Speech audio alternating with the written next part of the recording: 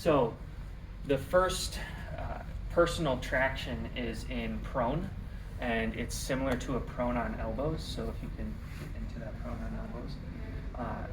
Here we have Amber, and she is in that prone on elbows. The great thing about this traction is it also incorporates an extension in an unweighted environment. So gravity isn't squishing you down or anything.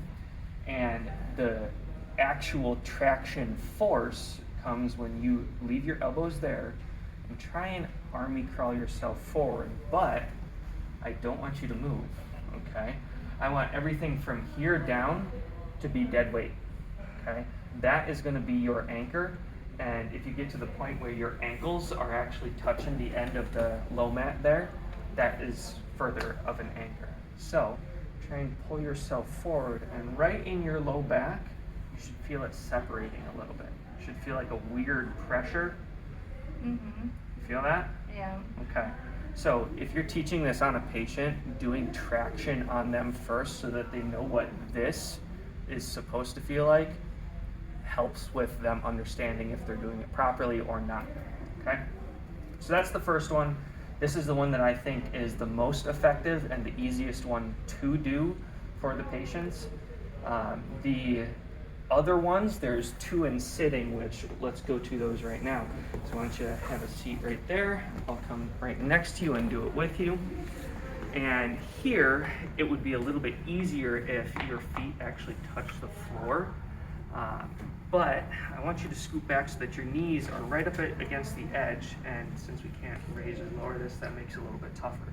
But you're gonna point your toes, you're gonna plantar flex, and that will kind of lock your legs there. Okay? You can Feel raise that? and lower it What was that?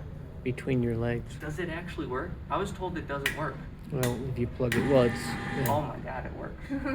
All right, well, whatever, we got it. That it works just fine.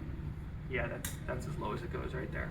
Okay, so the first one, we actually don't need that anchor, but we'll get that for the next one.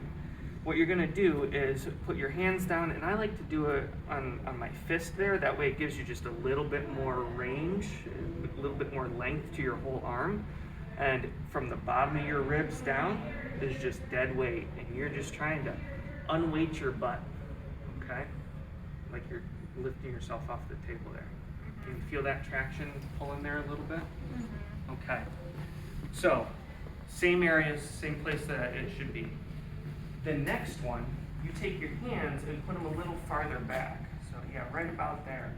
You're gonna wanna lock your arms out, and then you lean back onto that. That's where the anchor at the knees comes into play.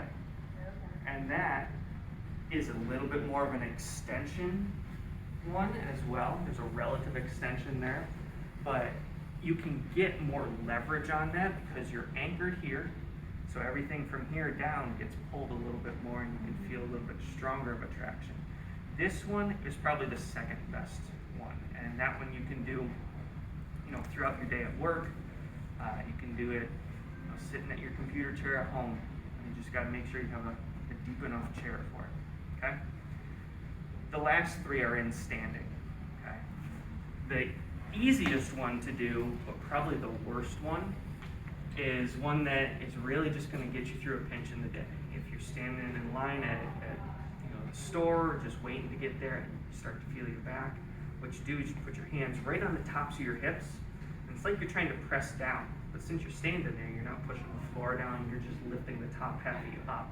And that, pushing down, is tough, but you might be able to feel a little bit of it if you're really good, coordinated and everything.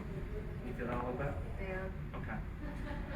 The last two are just different variations based off of the height of the surface that you're working with.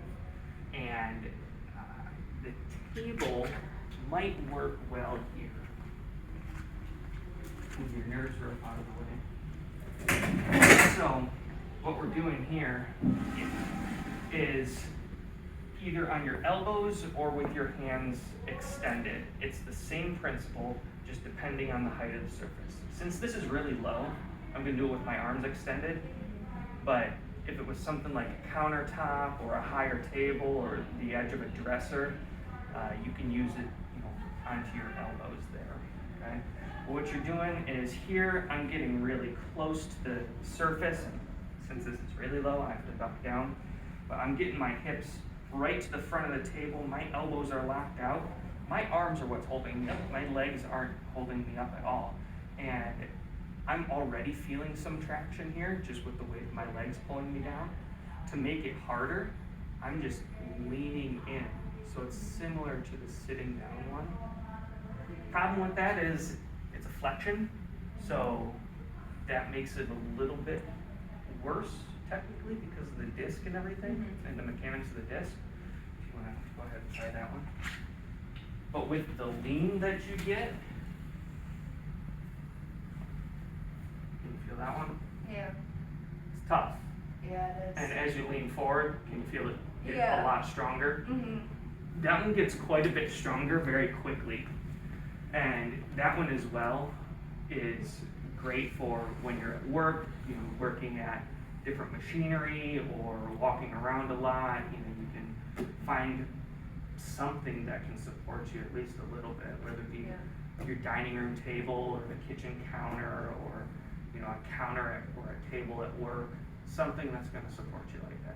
You can even do it with a walker. Mm-hmm. Okay. Oh, yeah. Right? That's it.